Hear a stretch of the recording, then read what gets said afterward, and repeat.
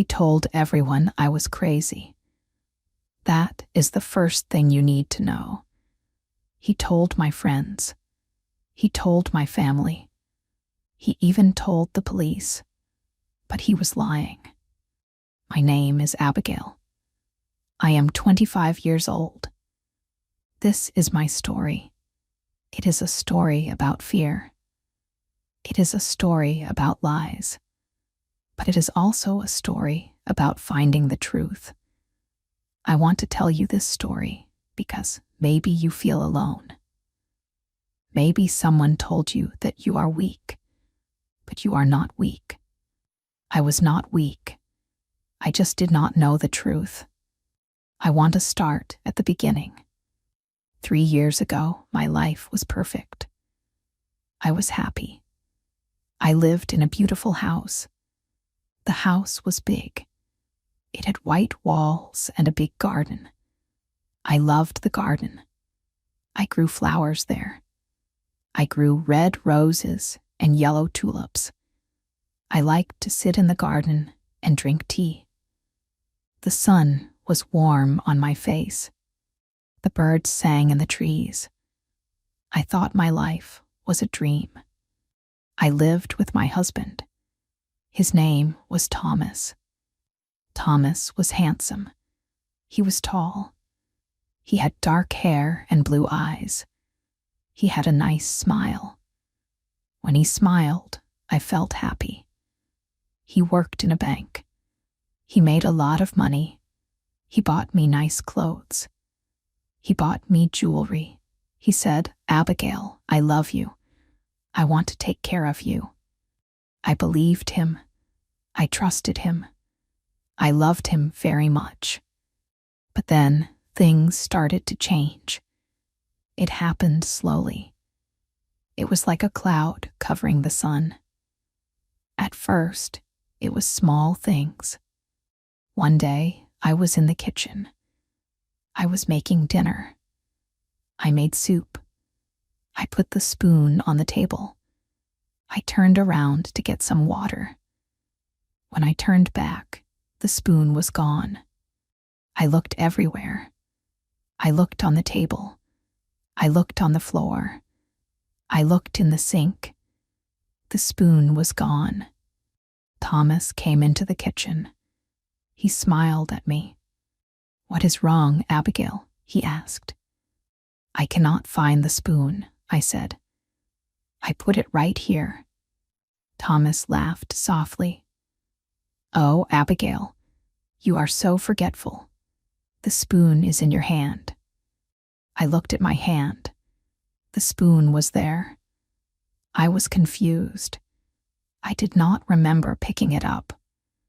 My hand was shaking. I thought I put it on the table," I whispered. "You are tired," Thomas said. He kissed my forehead. "Go and rest. I will finish dinner."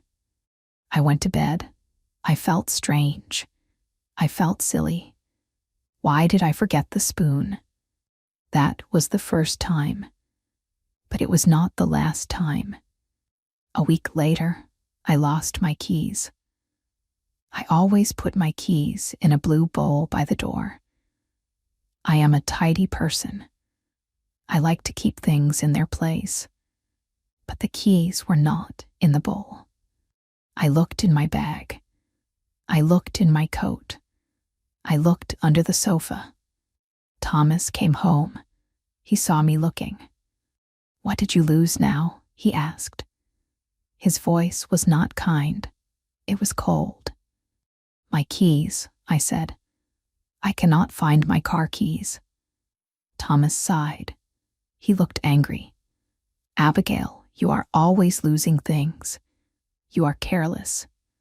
He walked to the blue bowl. He reached inside. He pulled out my keys. "They are right here," he said. I stared at the keys. I checked that bowl 3 times. The bowl was empty before. I was sure of it. "But I looked there," I said. "They were not there." "Are you saying I am lying?" Thomas asked. He stepped closer to me. He looked big. I felt small. "No," I said quickly. "No, Thomas, I am sorry. My eyes are bad today." "You need to be careful," he said. "People will think you are stupid." I felt tears in my eyes. I did not want to be stupid. I wanted to be a good wife. The weeks passed. Things got worse. One morning, I woke up. I went to the living room. The window was open. It was raining. The floor was wet. The curtains were wet. Thomas ran into the room. "Abigail," he shouted, "what did you do?" I just woke up," I said. "You left the window open all night," he yelled. "Look at the floor. It is ruined." "I did not open the window," I said. "I never open this window. It is too heavy for me." "Do not lie to me," Thomas shouted. "I saw you. I woke up in the night. You were standing here. You opened the window. You were talking to yourself." I felt cold. I was talking to myself. I did not remember that. Was I sleepwalking? Was I going crazy? "I am sorry," I cried. "I do not remember." Thomas shook his head. "You are sick, Abigail. Something is wrong with your brain." I started to believe him. I felt scared of myself. I did not trust my own mind. I stayed in the house. I did not go to the garden. I did not see my friends. I was afraid I would do something wrong. My friends called me on the phone. "Abigail, are you okay?" "We miss you," they said. "I am fine," I lied. "I am just busy." But Thomas told them a different story. One day, my friend Sarah came to the house. She knocked on the door. I wanted to open it. But Thomas opened it first. I stood in the hallway. I listened. "Hello, Thomas," Sarah said. "Can I see Abigail?" "I am sorry, Sarah," Thomas said. His voice was sad.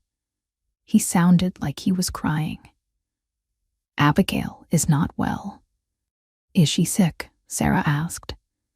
"She is having mental problems," Thomas said. "She forgets who I am. She screams at night. She breaks things. It is very hard for me." My mouth fell open. I wanted to scream. I never screamed at him. I knew who he was. He was lying. I ran to the door.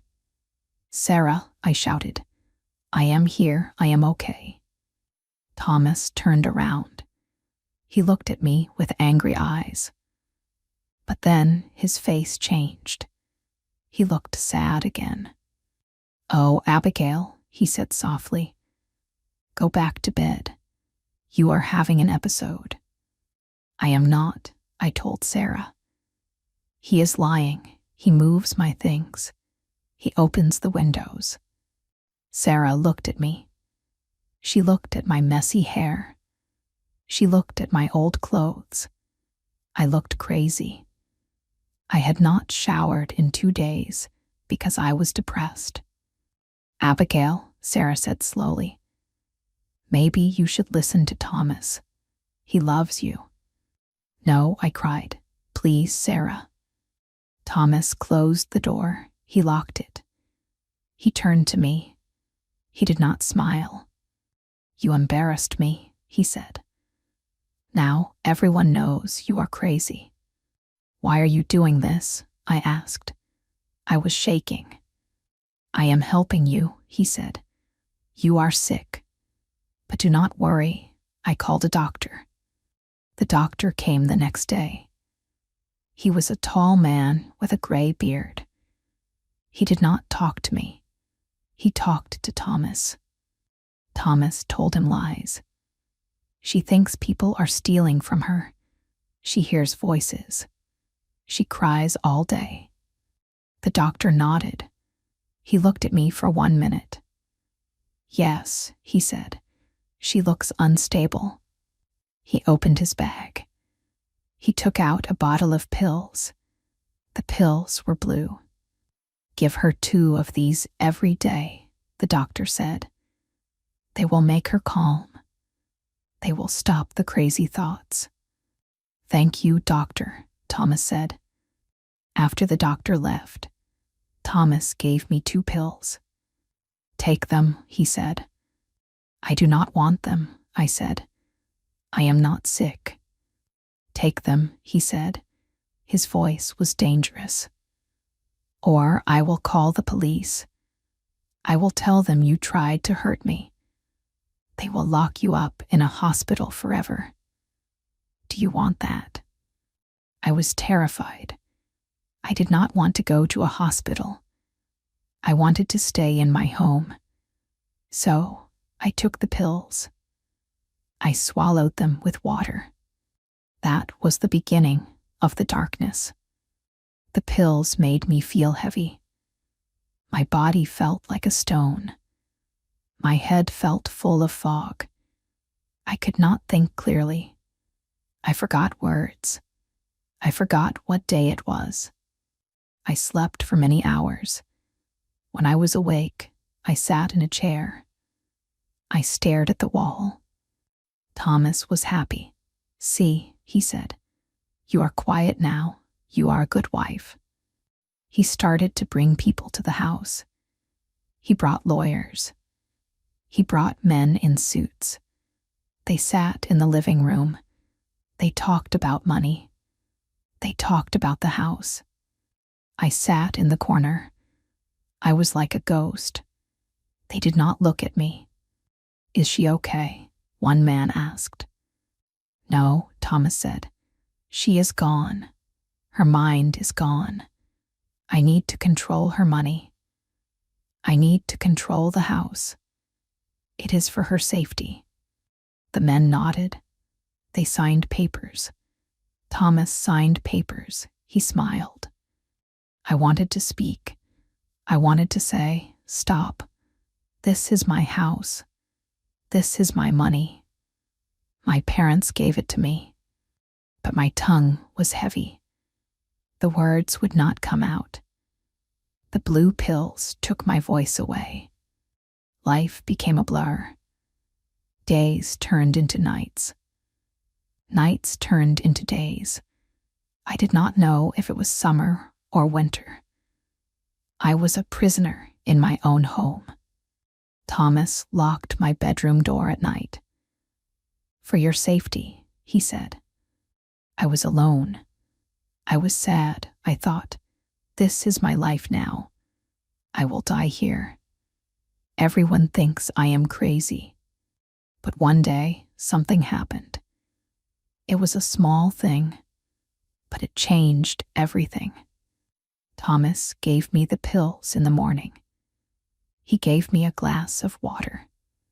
Drink, he said. I put the pills in my mouth. I drank the water. Thomas watched me swallow. Then his phone rang. He turned away to answer the phone. Hello? Yes, I am coming. He left the room. He was in a hurry. I sat there. I felt something in my mouth. I had not swallowed the pills. They were stuck under my tongue. Usually I swallowed them. I was too scared not to. But today, Thomas left quickly. I spit the pills into my hand. They were wet and blue. I looked at them. I hated them. They made me forget. They made me weak. I walked to the bathroom. I threw the pills in the toilet. I flushed the water. Goodbye, blue pills. That day, I felt different. The fog in my head was a little less thick. I could remember things. I remembered the garden. I remembered the sun. The next day, I did it again. Thomas gave me the pills. I put them under my tongue. I pretended to swallow. Thomas did not check. He was busy. He was always on the phone now. I went to the bathroom. I spit them out. Day 3, day 4, day 5. My mind woke up. It was like waking up from a long sleep. The colors in the room looked brighter. The sounds were clearer. I could think. I realized something important. I was not crazy.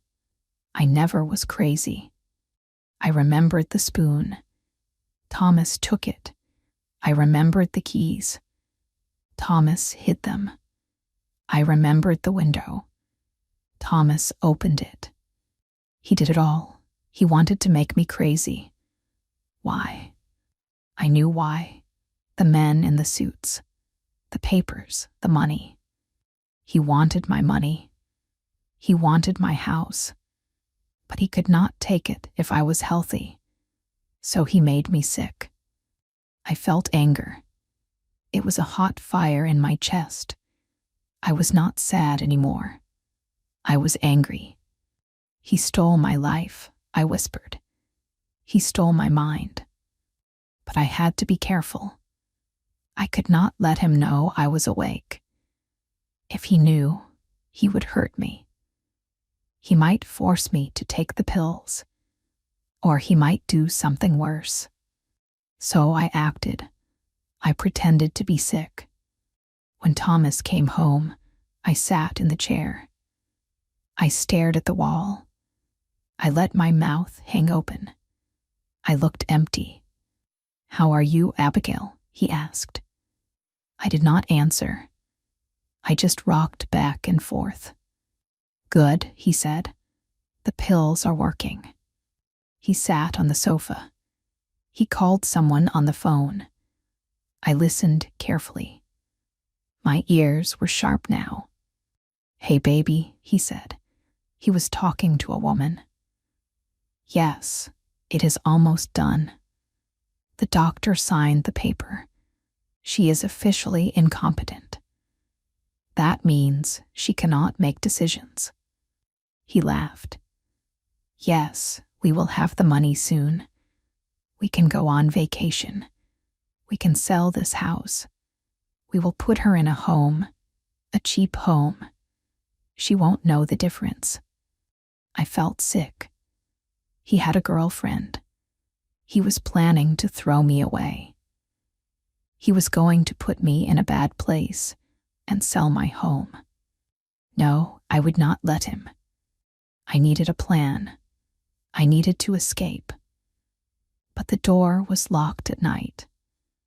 And during the day, he watched me, or he locked the front door. I needed help. But who? Sarah. He told Sarah I was crazy. The police. He told the police I was crazy. I needed proof. I waited. I watched him. I learned his schedule. He left for work at 8:00 a.m. He came back at 6:00 p.m. But he always locked the doors from the outside. I did not have a key. However, I remembered something. The spare key. Years ago, before Thomas, I hid a spare key. I hid it in the garden. It was under a big rock near the roses. Did Thomas find it? I did not think so. He never worked in the garden. He hated the garden. But I could not get to the garden.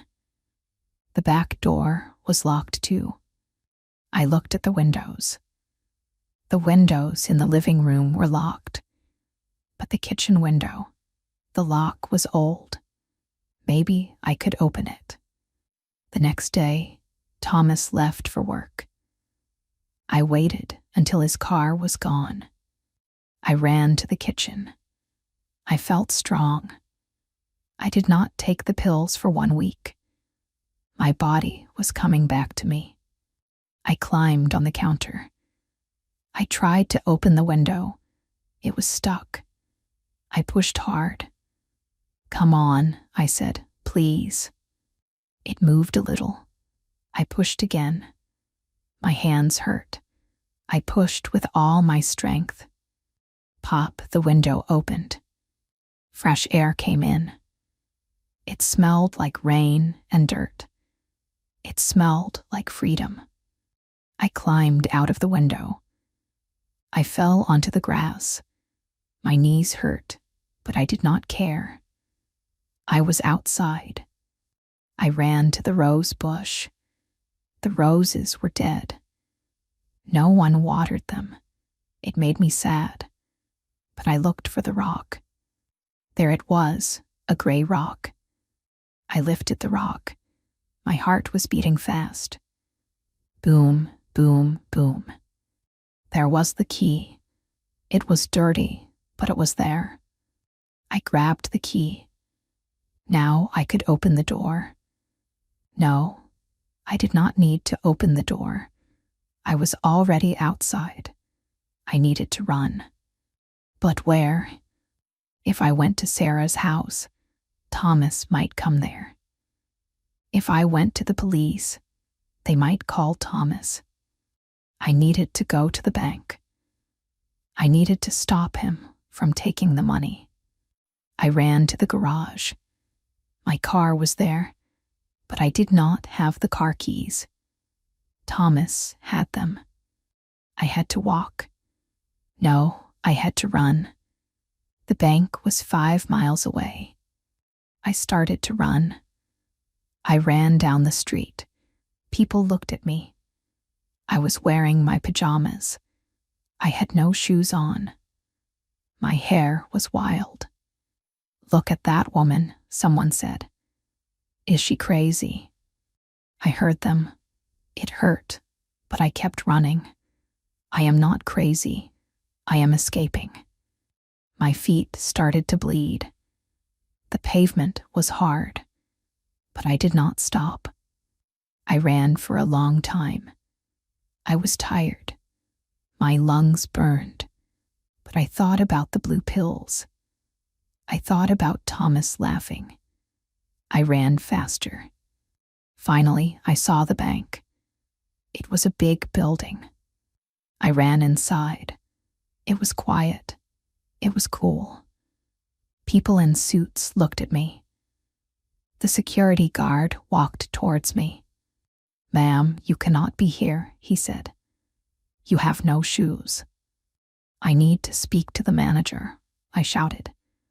"It is an emergency." "Ma'am, please leave," the guard said. He reached for my arm. "No," I screamed. "My name is Abigail. This is my bank. My husband is stealing my money." People stared. They thought I was crazy. I knew what they saw. A dirty woman screaming. Then a door opened. A woman came out. It was Mrs. Jenkins. She was the manager. She knew my father. She knew me for many years. "Abigail," she asked. She looked shocked. "Is that you?" "Mrs. Jenkins," I cried. I ran to her. The guard tried to stop me, but Mrs. Jenkins waved her hand. "It is okay. Let her come." I fell to the floor in her office. I was crying. "Abigail, what happened?" she asked. She gave me water. "Thomas," I gasped. "He is lying. He says I am crazy. He is trying to take the money. He has papers. Do not let him." Mrs. Jenkins looked serious. "Thomas was here yesterday. He brought papers from a doctor. He said you are incapacitated." "I am not," I said. "Look at me. I am dirty, yes. I am scared, yes. But I know who I am. Today is Tuesday. The year is 2023. My name is Abigail. My mother's name was Mary. Thomas is having an affair. He is poisoning me with pills. I spoke fast, but I spoke clearly. I did not sound confused. Mrs. Jenkins listened. She looked into my eyes. She saw the truth. He wants to withdraw all the savings today, Mrs. Jenkins said. He is coming at 2:00 p.m. I looked at the clock on the wall. It was 1:30 p.m. Help me, I begged. Please. Mrs. Jenkins nodded. I will help you. We will call the police. No, I said. Not yet. I want him to come here. I want him to see me. Mrs. Jenkins gave me a coat to wear. She gave me shoes. I went to the bathroom and washed my face. I pulled my hair back. I looked in the mirror. I looked tired. I looked thin. But my eyes were strong. The fire was still there. We waited. At 2:00 p.m., Thomas walked into the bank. He was wearing a nice suit. He looked happy. He walked to Mrs. Jenkins' desk. Good afternoon, Mrs. Jenkins, he said smoothly. I am here to finish the transaction. It is a sad day, but I must take care of my poor wife's finances. I was sitting in a chair in the corner. The chair was turned around. He did not see me. Of course, Thomas, Mrs. Jenkins said. But before we sign, there is one more signature we need. Oh, Thomas asked. I have the doctor's note. I have the power of attorney. We need the account holder's signature, Mrs. Jenkins said. But Abigail is sick, Thomas said. She cannot sign. She does not even know her own name. I stood up. I turned the chair around. Hello, Thomas, I said. Thomas froze. His face went white. His mouth opened, but no sound came out. He looked like he saw a ghost. Abigail, he stammered. What? How? I know my name, I said. My voice was steady. And I know what you did. You are sick, he said. He looked at Mrs. Jenkins. She is crazy. She escaped. Call the police. She is dangerous. I already called the police, Mrs. Jenkins said. They are here. 2 police officers walked out from the back room. They stood behind Thomas. No, Thomas said. You don't understand. She is mentally ill. She needs her pills. I stopped taking the pills, Thomas, I said. I know about the spoon. I know about the keys. I know about your girlfriend. I heard you on the phone. Thomas looked at the police. He looked at the door. He wanted to run, but he was trapped. You have no proof, he hissed at me. It is your word against mine. I am a respected man. You are a crazy housewife. I reached into my pocket. I pulled out the wet, blue pills I saved from yesterday. I did not flush them yesterday. I kept them. We can test these pills, I said. And we can test my blood. They will see the drugs. And Mrs. Jenkins has your signature on the papers trying to steal my money. Thomas looked down. He knew he lost. The police took him away. He screamed. He yelled that I was crazy, but no one listened. I stood in the bank. I took a deep breath. I was safe. It was not easy after that. The next few months were hard. I had to go to court. I had to tell my story to a judge. I had to divorce Thomas. I lost some friends. The friends who believed Thomas and did not visit me. I did not want them back. But Sarah came back. She cried. She said she was sorry. I forgave her. Thomas was a good liar. It was not her fault. I went to a real doctor. He helped me get the drugs out of my body. It took time. I had bad dreams. Sometimes I woke up and looked for my keys, scared they were gone. But slowly, I got better. I kept the house. I fixed the window. I planted new roses in the garden. Now I sit in the garden again. The sun is warm. The tea is hot. I am alone, but I am not lonely. I have myself. I learned a big lesson. Trust yourself. People can lie. Even people you love can lie. But your gut, your heart, your mind, they try to tell you the truth. If you feel something is wrong, it is probably wrong. If someone tells you that you are crazy, do not believe them. Look for the truth. Thomas tried to take my mind away.